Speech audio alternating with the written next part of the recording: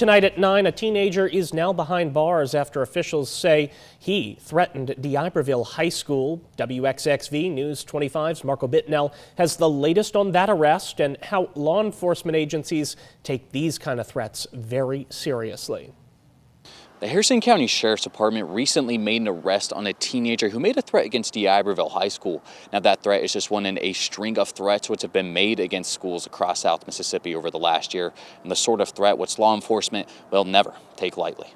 It's a felony charge, and we're going to act as such. We will set an example every time. On Sunday, 18-year-old Robert Murray of Biloxi was arrested after officials say he made a threat on Snapchat to shoot up Diberville-High-School.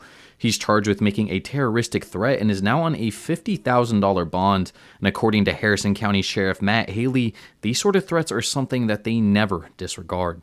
There's always a concern, and we're always on high alert when it comes to these threats. Law enforcement in general takes every one of these threats very seriously. The threat against Diberville-High-School would not mark the first time that something like this has happened across South Mississippi over the last year. In September, a 16-year-old was arrested after making threatening phone calls to Harrison Central High.